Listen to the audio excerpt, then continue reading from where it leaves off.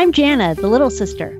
And I'm Jeff, her big brother. Welcome to Sibling Rivalry, a podcast about our favorite sport, baseball. This week on Sibling Rivalry, we check in on our favorite teams and talk about more harebrained ideas. And we look at a piece of memorabilia that sold for more than the player made in his whole career. No, it's not Josh Fields.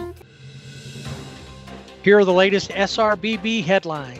Korean baseball is making a hit in the U.S. An estimated 173,000 viewers watched the first game on ESPN with the first pitch at 12:55 a.m. MLB to submit a proposal to the Players Union regarding plans for a 2020 season anytime now. Teams playing in 3 divisions look to be the best bet for a return of baseball. This year's MLB amateur draft will be held to just 5 rounds, down from the usual 40 rounds, making it the shortest draft in sports history. It's time for Dodger baseball. Time to check in on the Dodgers as we await the 2020 season. It's been no secret to Dodger fans that Clayton Kershaw is not a fan of the Arizona bubble or really any plan that would take him away from his family for an extended period of time. But a new plan might be to his liking. Clayton Kershaw recently said, quote, that he's ready. I think that sounds great. I hope that's true, that we can start playing games. And I think the best part about the proposal that I heard was that they're trying to get us in our home ballpark so we could play at Dodger Stadium. And, obviously there wouldn't be fans for a while, but just to get to be in LA, I get to be at Dodger Stadium again and playing some baseball. That sounds awesome to me for sure, unquote. So sounds awesome to us too. Yeah, definitely. Maybe being in familiar confines of Dodger Stadium makes them feel a little bit comfortable. And then I'm sure that they have a house in LA that they would be able to stay at with his family. So it would be a better deal for him and probably for other players too, because that seems to be the big hiccup in this whole thing. I think the familiar surroundings is a big key. Probably bigger though is just, he's made it no secret that he wants to be around his family. So having some sense of normalcy, which is playing baseball for him and being able to see his family short road trips, that is one thing. Probably if you ask the older players that have older kids, they're probably fine being gone longer or being in a bubble for a few months, but he's got little ones. And anybody who's seen Charlie knows that he's a character. He's probably fun to be around. Oh, yeah. Yeah, I'm sure he's got to be a lot of fun. So, yeah, I would be in favor of any plan that gets Clayton Kershaw back on the mound. Stadium construction continues at Dodger Stadium. Construction has been deemed an essential business in California. So that construction is going a little bit slower, smaller crew, following CDC guidelines, but it's still happening. Originally, they were hoping to have everything done by opening day, March 26th, but a wrench into those plans, but they are continuing. So looks like people have flown some drones over the stadium, helicopters. It looks like the eating areas, the social areas behind center field that they're adding are coming along pretty good. They're adding more escalators, elevators, and also you will be able to walk around the entire stadium, which you've never been able to do before. Nope. The home run seats that they've added into the outfield are all done. And then once they have it, then the front of the stadium, which is the outfield really when you're walking up from parking, if you've not been there, right, will become the show place. There'll be a center entrance. You're going to have the Jackie Robinson statue, which is now up on one of the upper entrances. Upper reserve entrance area will be moved down there. And then I think originally the plan was the Sandy Koufax statue was to be unveiled in June. I don't know if that's still the plan or if they'll just hold off until everything starts. But at some point you'll have those statues and any other statues they might decide to erect out there will be all out in this outfield area. It'll be nice. addition to Dodger Stadium, third oldest ballpark in Major League Baseball. So Dave Roberts has been keeping busy on his Peloton and been talking to some podcasts. And he's gotten Dave Roberts is usually pretty even keel. I like Dave Roberts. There are times where he's made some decisions and shake my head, hand on my face kind of thing. But I like him. I think he's a good manager. But maybe quarantine is brought out a little bit of fire in him. He was recently on the Blev and Dugout Dudes podcast, and he said that anyone who would follow Don Mattingly as a Dodger manager was going to be considered a puppet. So he said it didn't matter what he does, if he does good, if he does bad, it's a catch-22 for him. Exactly. Well, I mean, and I'll admit I'm one of those people that I've always taken the side that he's not making many of his own decisions. So I never fully blamed him. But right. then this last year, Friedman basically threw him under the bus and said, once the game starts, he's on his own, which then makes you question some of his moves. He's lucky on the offensive side of it is he's got such a stacked. Right. If somebody doesn't come through, it's not because it was a bad move or why did you put that 205 hitter in for Cody Bellinger. It's the guy just didn't come through. There's too many hitters. But when it comes to the pitching staff and especially the bullpen, he's made some, if he's the one making the decisions, he's made some questionable decisions. So it's not like stats haven't played a part in managers' decisions for as long as the game's been around. Right, exactly. And he did say that whether he takes a pitcher out because he's not throwing well, people are going to say it's analytics. Whether he takes him out, he does well. It's always going to, if it goes bad, it's analytics. And then when he does stuff that goes against analytics, then it's always, well, he should have used analytics to make that decision. So yeah, catch-22 for Dave Roberts, but I like him. I think he's a good manager, good clubhouse. They have a good clubhouse, and I think the players respect him. So I think it's just part of the game as a manager. So you're always going to be second guessed. Yeah. Is obviously, you're right. They're always going to get second guessed. And they've got a great team and have had. The question is it they're a player away? And we won't know, how Mookie Betts affects things until we get to an actual place, actual games. Or is he one of those guys who he's a great manager to a point, but he can't seem to push the team over that hump with his decisions? That's a really good question. I think it's nothing to do with the players because, as we know, the Dodgers have a really good lineup. I think it might be that second part that I think he second guesses himself too on certain things. I mean, or things that are miscommunication too. I mean, you think about Rich Hill when he was pitching, and of course I can't think of what game it was when they were playing the was it when they were playing the Astros? Yeah. And Rich Hill was doing, he was doing well, got in a little bit of a jam, but was pitching well. Dave Roberts came out and Rich Hill handed him the ball. And it's like, what's going on? Well, then later we find out Dave Roberts is like, well, I was just coming out to talk to him. But Rich Hill was like, well, I knew he was going to come and take me out. And that was based on a conversation they'd had. Yeah, they'd had a conversation before the inning, and Rich Hill had it in his head. When Dave comes out, that means he's coming to take me out. Dave at no point said, just hold on. And then they got to that point where it was like, well, what else am I going to do?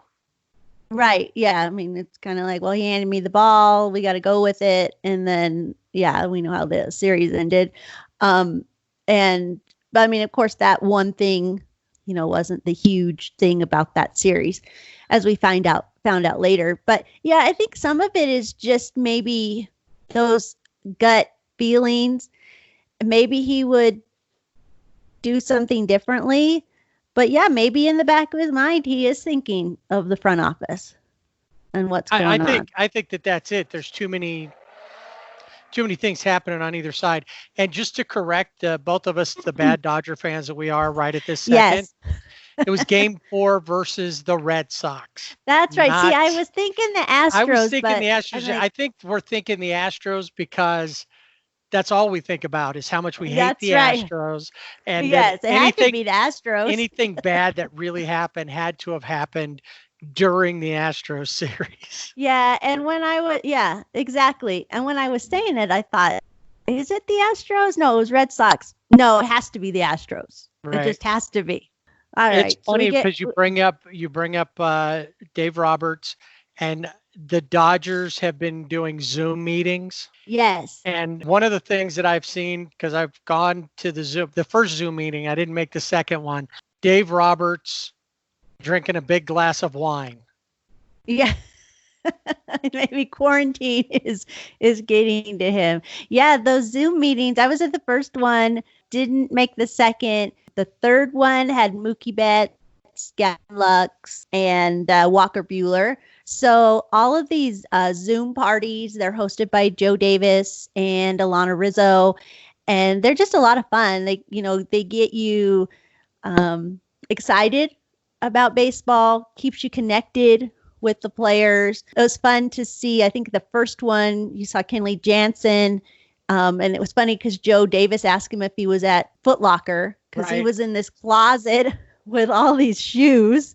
I thought so, and then he had some kind of a logo. Yeah, like, I don't know because normally you would see something like that, you think, oh, wall art, but it didn't look like wall art. It looked like he was in a shoe store. Yeah. So you get to see the players now, but then you also saw Ron Say, Steve Yeager, and then George Lopez was on there, Brad Paisley. So I know on this last one that we missed, Cedric the Entertainer. Yeah. I'm with you. The one thing that I've liked about it is that you're seeing with the players, you're seeing their personalities that you don't normally see during the season. You may see a little bit here and there, but these guys you're seeing how they are just hanging out. Right. We did learn on the first one, Will Smith, I guess he doesn't talk a lot. On Zoom parties, he still doesn't talk a lot. Justin Turner is in his last season of his 4-year contract. He's heading to free agency, whether we have a season or not. He was talking about that possibility. And he said, it's definitely something that I've thought about a few times and don't want.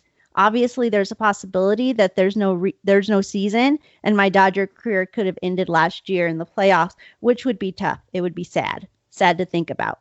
That was in an interview with Jorge Castillo of the LA Times.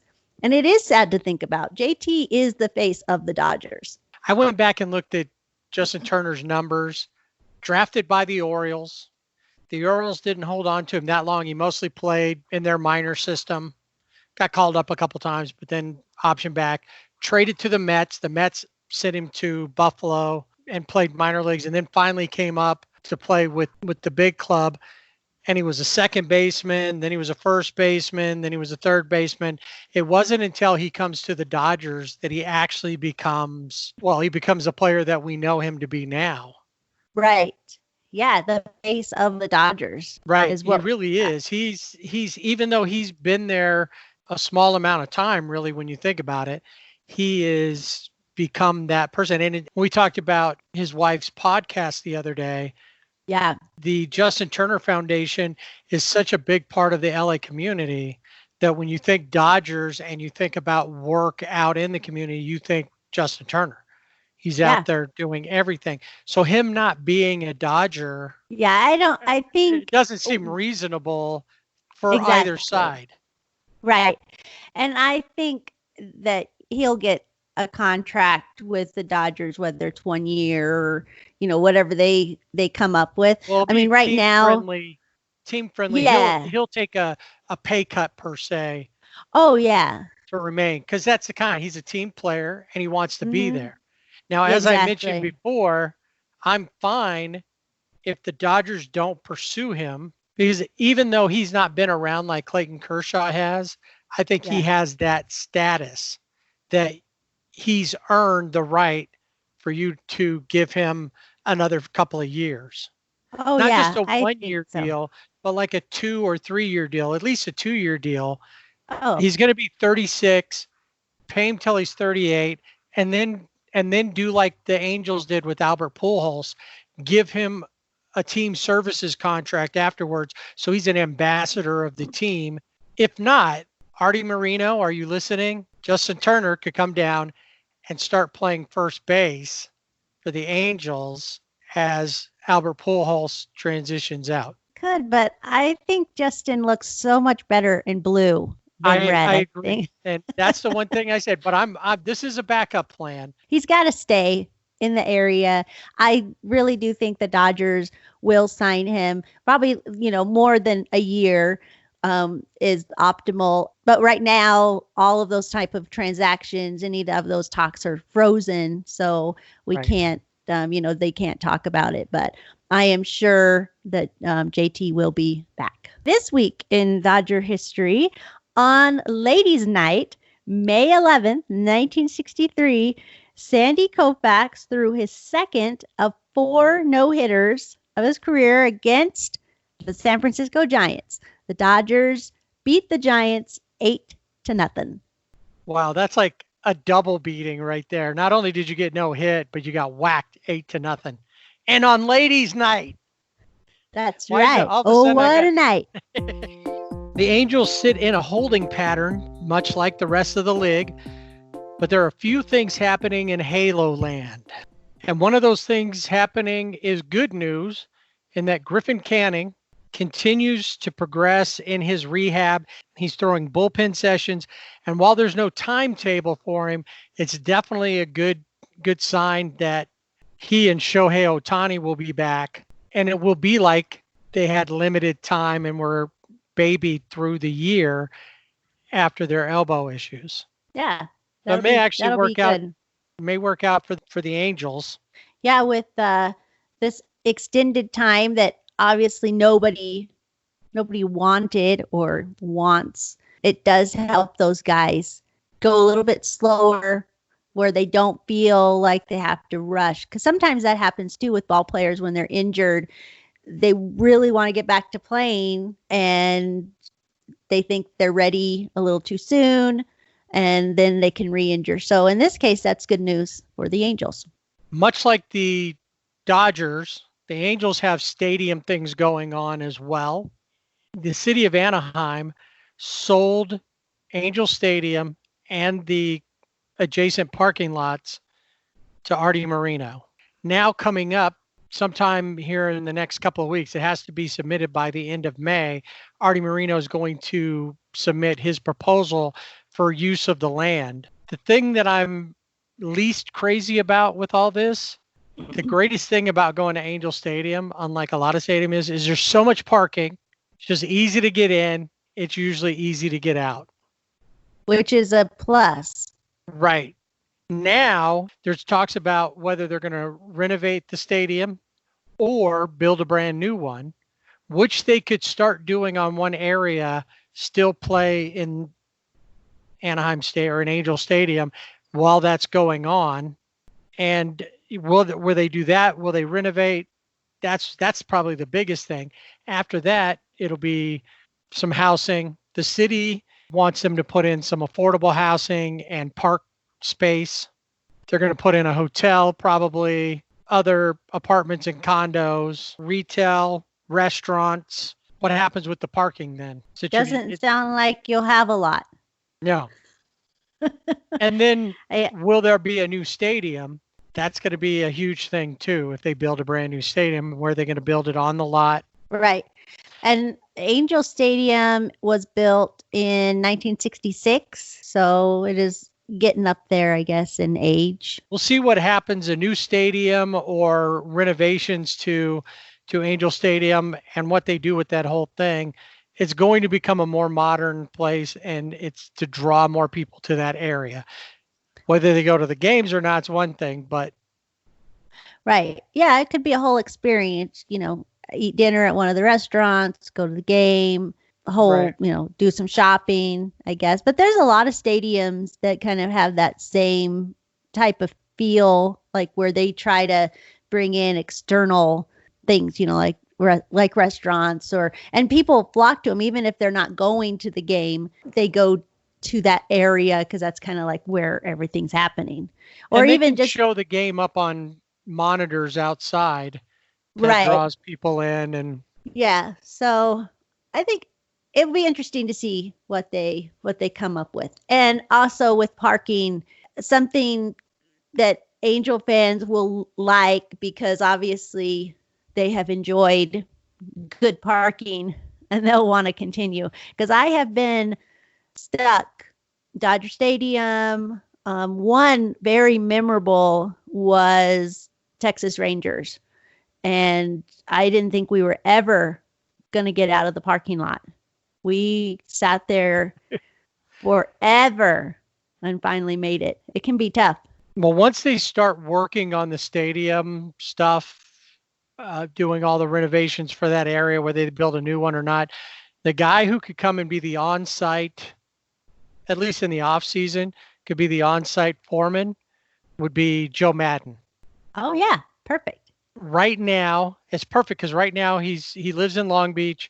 Right now he's living in his RV while he's waiting for his house, which I think I read is supposed to be available sometime this week. But so he's been living in his RV about a mile from Queen Mary in the Long Beach Harbor, and living there, doing Zoom meetings with his coaches, with his players, doing meetings and appearances that were planned for he and his team to go do in person.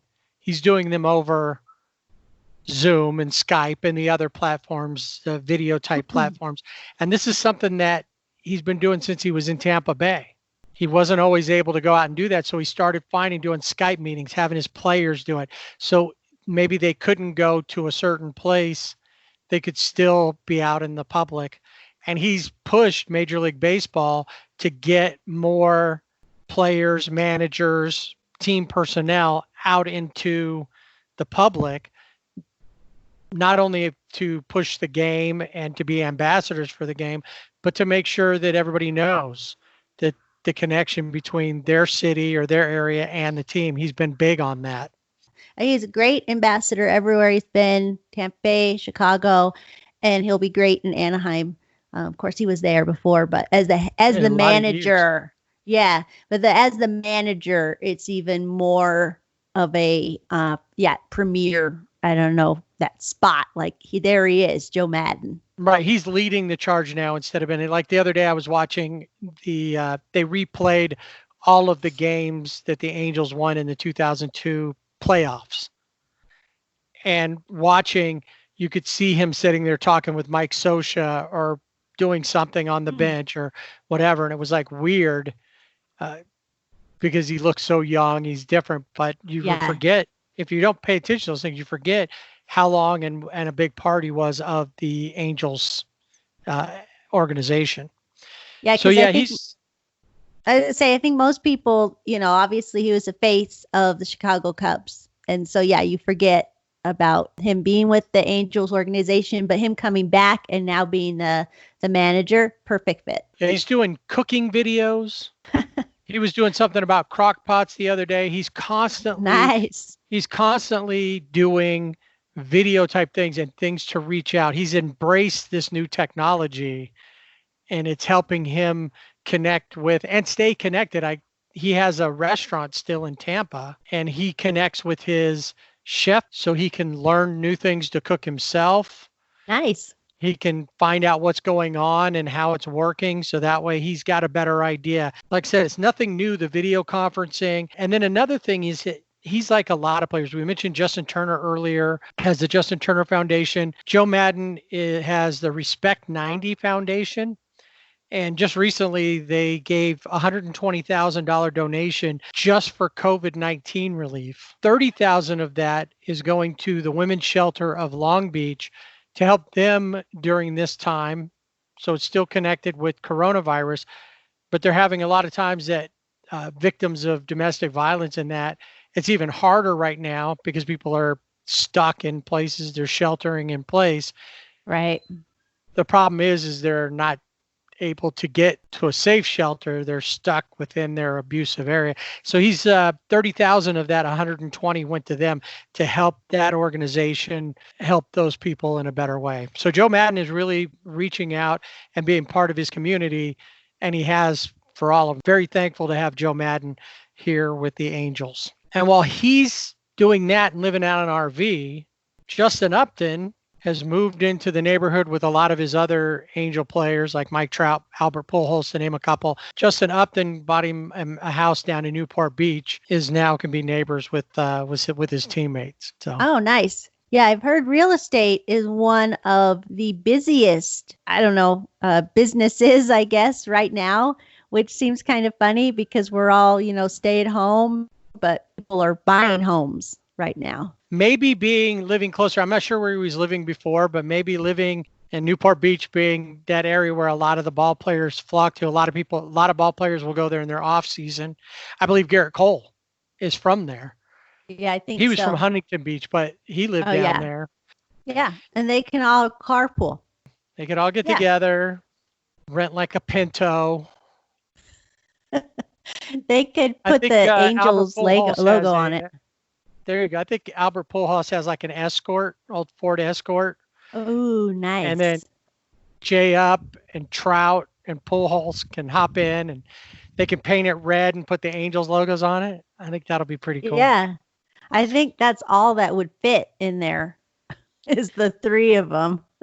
Trout might have to ride on the roof. Yeah. It's a pretty small car. That's it. And maybe that'll work because they'll probably have to push start it anyway. True. Yep. Now, one of the things that we've talked about and that is out there is service time. Not just we talked a lot about it with the minor leaguers. We talked about it with the players, how it'll affect things. One thing has been Anthony Rendon just signed. And the question is, do the Angels lose a year of Anthony Rendon if there's no season? Just like the Dodgers potentially don't ever get to see Mookie Betts play in a Dodger uniform. We look at those things and how this can affect that. I've also been thinking about, and I've thought about this since the beginning, right before all this happened, there was a trade that brought Mookie Betts to LA. Yep. Was also supposed to spur a trade that would send Ross Stripling and Jock Peterson to the Angels. Yes. Now, when all that happened, neither Jock nor Ross seemed happy about it. They didn't say a lot, but the little bit that we got from them, they were kind of unhappy because they liked being Dodgers. It says a lot about the Dodger organization that they wanted to be there. Yeah. Then, of course, it took forever because of all the back and forth between the Sox, the Dodgers, the Twins, and it became two separate deals between the Twins and the Dodgers and the Red Sox. Right. And in that, Artie Moreno got upset and said, no. Yeah, got impatient. You did completely. And I think while he made one good move in pursuing Anthony Rendon, his impatience, I feel, cost the team. Now, I'm like a lot of people that I'm fine with Jock Peterson being a Dodger. I was fine with Ross Stripling being a Dodger. But from my standpoint, for the Angels, they needed two guys. They're not superstars, but they're solid ball players, and we needed a couple of more solid pieces, especially pitching. Yeah. Ross Stripling would have been a great addition to the Angels pitching staff. And Jock Peterson, in seasons past, I mean, he plays, but he doesn't play every day. He doesn't hit against righties. left hand. Yeah, righties. I'm being a really bad Dodger fan right now. But yeah, so he doesn't play all the time. But in Anaheim, he would have had that opportunity. He would have anchored down right field. We wouldn't have had to rush or worried about when Joe Adell's going to make it up. He could platoon with Brian Goodwin. Ross Stripling, depending on how it went, could have been a number one pitcher, or at least number two, depending on what Andrew Haney does. We still have to see. We have another veteran, a real veteran in Julio Teheran. We have to see how he's going to do. Will he have just a solid season, or is he on his decline? Dylan Bundy, who we got from the Orioles, will the change in scenery help? So there's so many questions about this. Ross Stripling could have been a solid piece and a steady piece. Recently, even Ross Stripling started thinking about what could have been. As much as he is happy to be a Dodger and was happy when the trade fell through, he's looking at that he's not going to be a starter, at least not at the beginning. Julio Urias was placed in there in the starting rotation along with Alex Wood. He's left out as far as startings, and he wants to start. He could have been a starter in Anaheim. Yep. Definitely. Yeah, Ross Stripling is one of those guys that he's been everywhere. He started, he's been in the bullpen, middle relief. He's just everywhere. As much as I love to see him in Dodger blue, I can also see for him career-wise going to Anaheim would have been a boost for him to start in a rotation. The Angels made a huge mistake not following through with that trade. And I think it's a huge mistake if they don't see if they can still maybe get something going once everything opens up again. That'd be interesting to see, if they do. And I think, too, we wanted to see him be successful. So I think being a true baseball fan, even though we all have our teams that we root for, and really it's about being excited for the player that, was on your team, and they go out and throw a no-hitter, or you're still excited for them. That kind of stuff where it's just baseball driven, not necessarily team driven, where you're just always rooting for that team and you don't see anything else going on in the league. So I think that's a big part of being a baseball fan, is seeing the good, the exciting going on anywhere, except for the Astros. I don't see anything exciting there.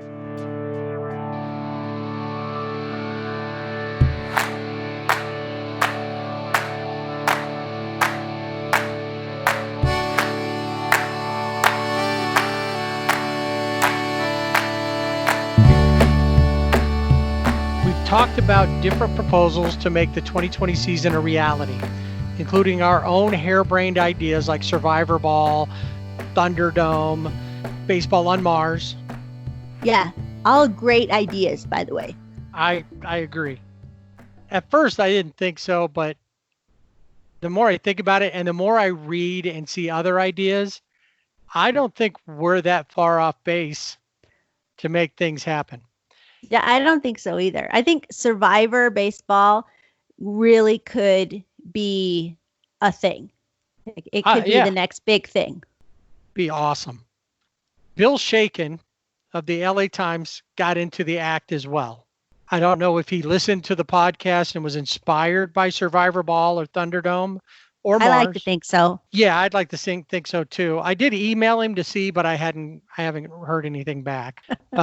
Anyway, in a recent article, Better Baseball on TV, what MLB can learn from Bachelor and Millionaire. Obviously, with all this downtime, it's given a lot of people time to think about, what could we do to baseball to make it more entertaining? And then, of course, there's usually that caveat, only for this season. Right, only. Could only be for this season. So part of it's like, why do we continue to bother with this if we're just going to have a circus of a season anyway? This is going to be like the Gong Show baseball season.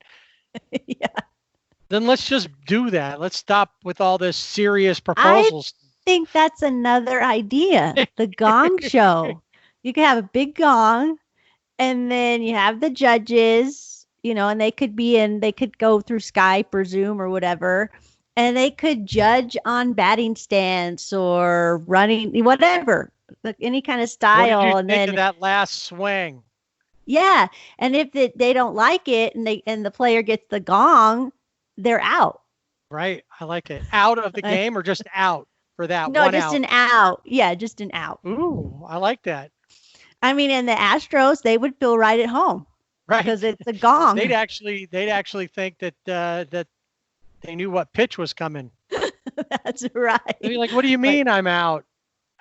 that was supposed to be a curveball. Right. He reached out to, being here in LA, he reached out to some of the TV types, people like Mike Fleiss, who is the creator and producer of The Bachelor, Yes. and asked what did he think. He had one idea about miking up the players, which we've seen done, here and there. But since there aren't any fans, having some of the players mic'd up, that might be something, but I don't know. Well, they've already been doing that to some extent. And maybe some of it. I'm not a big fan of like in-game interviews, except for during like the All-Star game. It was kind of entertaining when somebody was up to bat and they were talking to him. But in a real game that means something, that I don't like. But they could do that. And I think he also says directional mics in different places on the field. You'll be able to hear some of the chatter, some of the trash talk. I think they even talked about there was an MLB.com article about biggest trash talkers per team. Yes. Yeah. We would actually get to hear some of that. That could be fun. I think you mentioned Battle of the Network Stars last week. Yes. It becomes something like that where you've got the teams kind of jawing back and forth.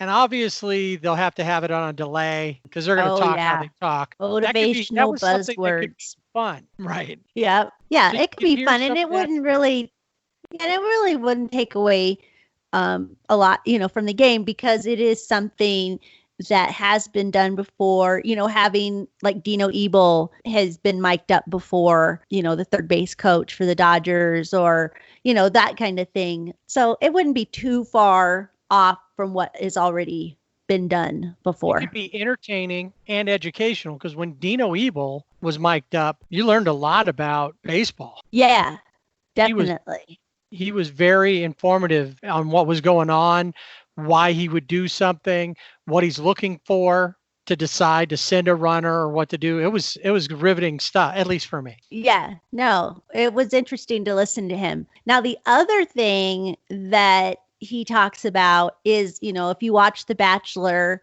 I know in your household, The Bachelor is big. It's not so much in my household, but in your household, it's big.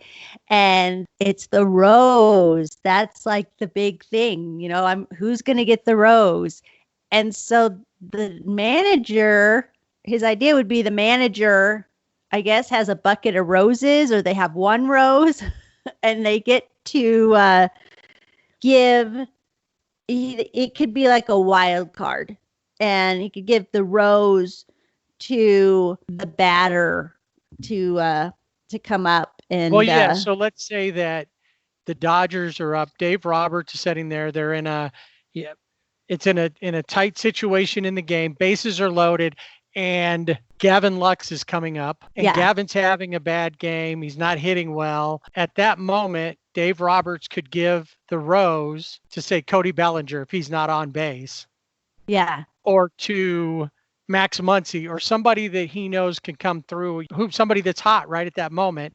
And they would come up and bat for him without it jeopardizing his place in the game already. Right. So basically bat out of order if that's the case by giving him the rose. Yeah. I'm not sure about the rose, but I do like, I'm not that thing. I do like that he did say the ultimate rose is reinstating Pete Rose. That was the one thing. Who does need to be in the Hall of Fame. Yes. I absolutely agreed with him on that. Another TV guy mentioned in the article is a guy named Scott Coffer. He's a writer and producer of TV, including being a producer of the sports agent comedy Arliss. Remember that with Robert Wool? I do remember that. Yep. So he was connected to that. He had, I think, of all the ideas in this article, I think he had the best couple of ideas, which One of them was the one fan sweepstakes. Yeah. Be the one fan that gets to go into the stadium. Everything, the food is brought to you, have the whole experience. Kind Sit of like wherever you back. want. Yeah, sit wherever you want. And you get to be the designated fan, which I thought sounded pretty cool. Right. You would be, when they put the attendance in the box score, it would just be one. That would be so cool. Attendance one, Jana. Yeah, and you could set wherever. So you could set in the owner's box, you could set behind home plate, wherever, you always wanted set to be. So. And every inning you could move to a new set behind the dugout, set behind home plate. If you wanted to go to the top and sit in the upper deck, you could do that. You could set out in the outfield hoping for a home run. In fact, you could figure it out. Oh, hey, the home run hitters are coming up in the bottom of this inning. I'm going to go sit in the outfield. And then when the 7th inning stretch comes, you would be encouraged to sing "Take Me Out to the Ball Game." Yeah, you'd have to, you'd get picked up in a limo, but it was, which would be really cool. But then it was "Take Me Out to the Ball Game, take me out, I'm the crowd." There you go. I like that. They'd have the food would be free for them. Probably other things. Give them, team gear. Oh yeah. From the home team, all of that. They're announced over the loudspeaker. They throw out the first pitch. And now would the first pitch be like the first pitch in the Korean baseball where they had the kid in the bubble? Because that right, and he walked in the bubble too. That would be awesome. I think that would be fun. So so your name gets announced on the PA. It would be up on the board. So on the scoreboard. I think the only thing that would be awkward, kiss cam. Yeah. I maybe just not do that. No, that could be funny though. He's also the one that brought up, I think, the Who Wants to Be a Millionaire side of things. Not so much the questions, but using the idea of lifelines. Yeah.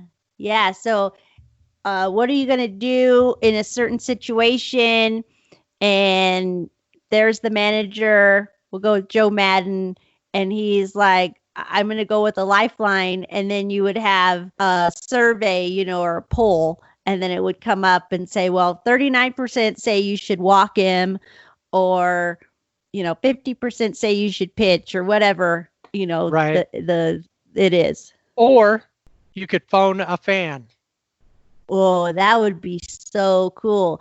But then you could end up being like Steve Bartman, because what if you really messed let's whole hope that game it's up. not that big of a deal. But this would work for like Dave Roberts we were talking before. Yeah. He could go to that and then ignore it and still make a bad call. Should I bring in Kenley Jansen now or Joe Kelly? Should I pinch hit for this player? Or, and this is one thing, because they just mentioned involving the fans, which I know is the biggest thing. This is the one thing they're doing. How's it exciting to get the fans all involved? And I get that. And people would be excited, even if you weren't a true baseball fan, to be the only fan at a game. People would sign up like crazy for that. And then they'd watch just because they'd want to see, what is that like? What do they get to do? Yeah. Imagine, they have those little things during the innings when you have to pick which you play all the games. What ball is the hat and what hat is the ball under? Oh, right. Yeah. Do you get to do the thing? They always take a little kid and they run from like down the third base line, and they run and they pick up third base to steal a base and then bring it back. Do you do all of those things? Maybe. You could do you all of those. So you get the full stadium experience. Then with this, people signing up to phone a fan. Mm-hmm. So you could sign up for both. Right. And then if you don't get picked to be the fan, you can still be in the mix to be called for your advice. And then maybe they should take and go and get like some retired managers or baseball players. And it could be phone an expert, phone a fan. Right. Yeah. That could be or take the really poll. good. Have an app for it, Mm-hmm. and then everybody just votes on their app. Those are things that if you're going to do these types of things. Now, obviously, the whole lifeline thing, that's in our circus league year. Yeah. The fan thing, though, of winning to be the fan to come to the game, whether you're only one, or maybe they do like, hey, we're going to get 10 fans will be selected to come to this game, and you get to sit in different areas of the park, or you could sit all in the same area, but you're socially distanced. Right. That could be something that's workable that you could actually put into play. So you could still have some small fandom, but not the silliness of some of these other things, which are fun. Don't get me wrong. But if you're going to do this, Survivor Baseball, I think, beats them all. I think that is the number one on the list is Survivor Baseball.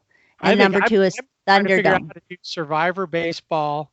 We could do Survivor Baseball in Thunderdome and the Gong Show. We could incorporate all three together. Yes. Yeah. Well, if you're going to do it, go big, go home, right? That's right. Yeah. I mean, if you're going to do it, you got to go all out. No, don't hold back. The third person that Bill Shaken talked to and contributed to this article is a guy named Bob Mills. He is a senior vice president at ABC in charge of reality and late night programming. He had one idea that I was really fine with that does work, regardless of how the season plays out. If there's no fans, which we know there's not going to be, but if there's no fans, why not do holograms?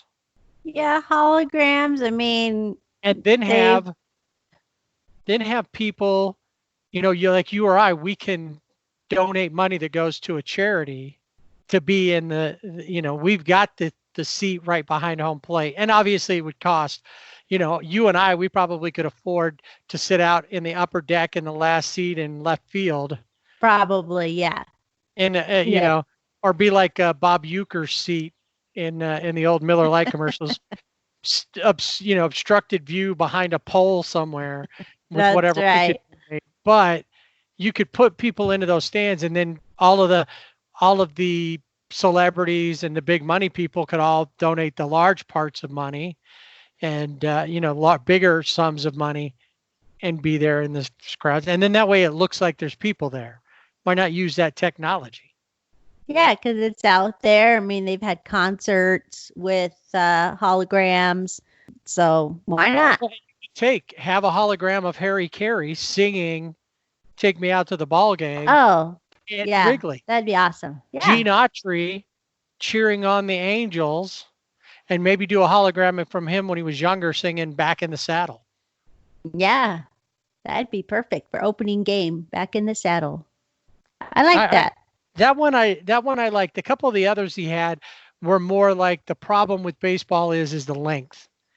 Yeah. Standard baseball games around 3 hours, but when you look at it, NFL football games 3 hours, and that's time. Yeah.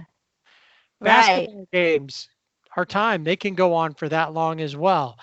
His idea was, and once again, if you're going to do it this way, if we're going to do baseball as a TV show, as a sideshow kind of thing, then you might as well do this, but put a time limit on it, and that it's only a 2-hour show.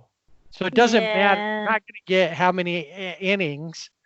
It doesn't matter how many innings you play. You're going to play 2 hours. So if you play 4 innings in 2 hours, the game's over. Yeah. And then we can address, like last week, ties and home run derbies. Yeah. But he wants something like that. So that way, and the one point he makes that I do agree with, you would have to manage differently. That player that you're holding off towards the end of the game to pinch hit, or a pitcher that you would bring in later in the game, you'd have to say, oh, we're only in the 4th inning, but I have 12 minutes left of the game. I need to go ahead and pinch hit Shohei Ohtani. I need to bring in Aroldis Chapman, or whoever, the big names, Kenley Jansen. I'm not going to let him sit on the bench all the time. and take a chance that I'm going to run out of time before. On that side of it, yeah, it opens up. It's a nice mental exercise of how you're Mm-hmm. going to play the game and manage the game. But Sure. but otherwise, that's the thing about this game.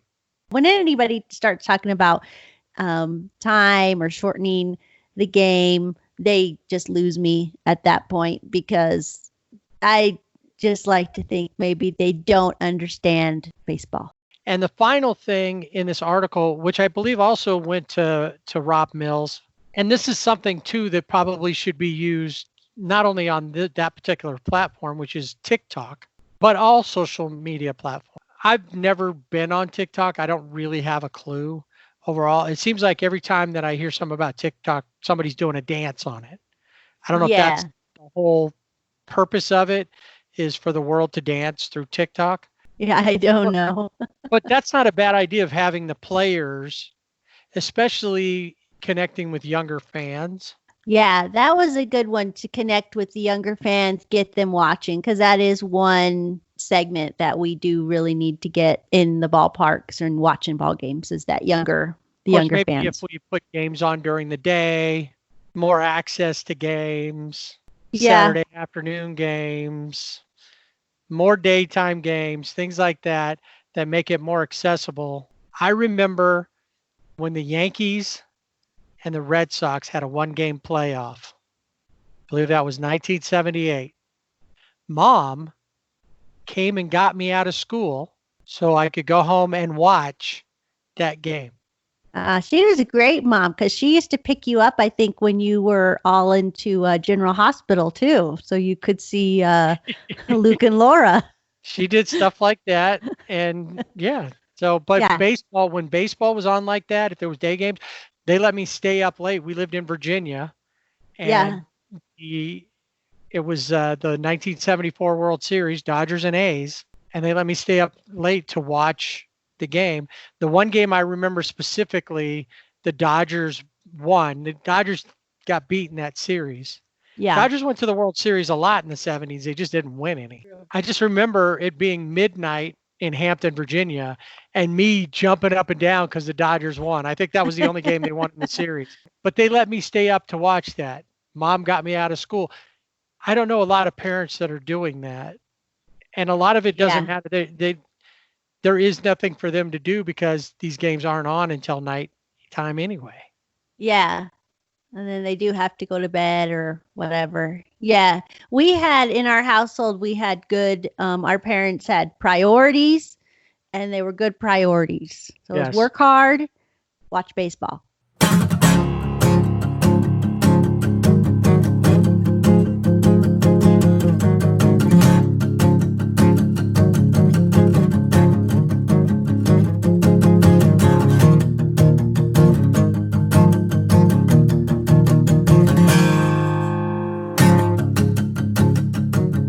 On our last episode, we announced the winner of the MLB The Show Players League. This week, we have another winner. The Yankees beat the Reds in the Dream Bracket. 7-game series.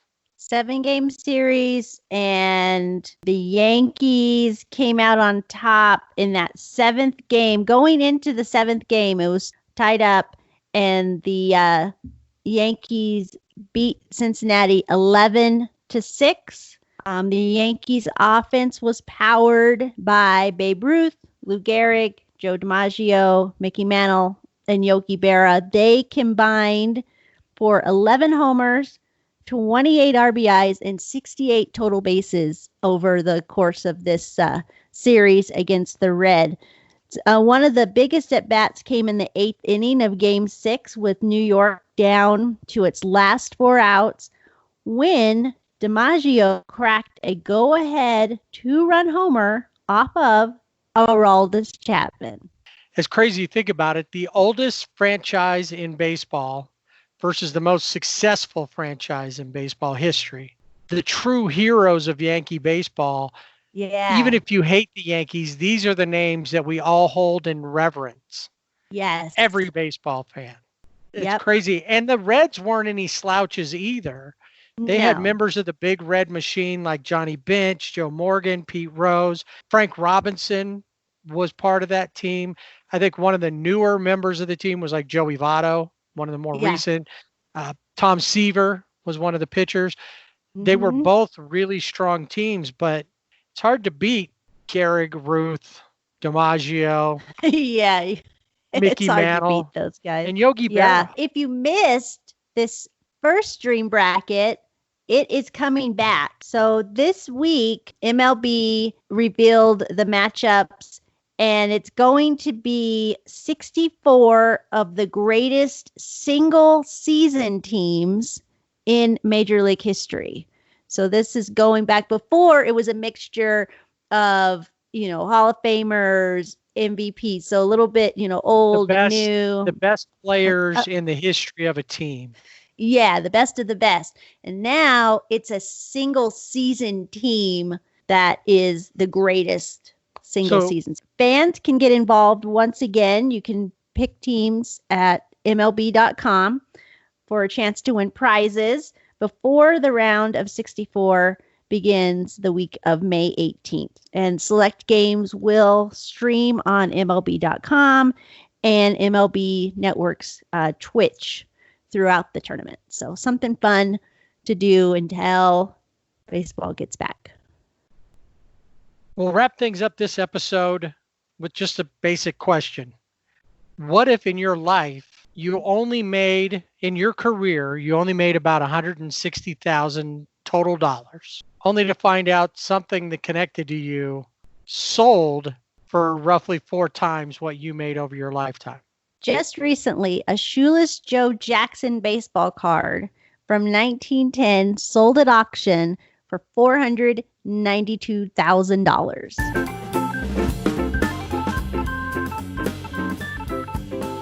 That'll wrap it up for this week's Sibling Rivalry Baseball podcast. Remember, you can find us at our website, siblingrivalrybb.com, and on Facebook and Instagram at Sibling Rivalry BB. As well as Twitter at Sibling Rivalry BB without the A. Email us, show@siblingrivalrybb.com. Join us next week as we consider the effects of a lost season on players' careers, including their pursuit of the Hall of Fame and other milestones. We also scraped together 69 cents to get a Topps Josh Fields card. Yeah!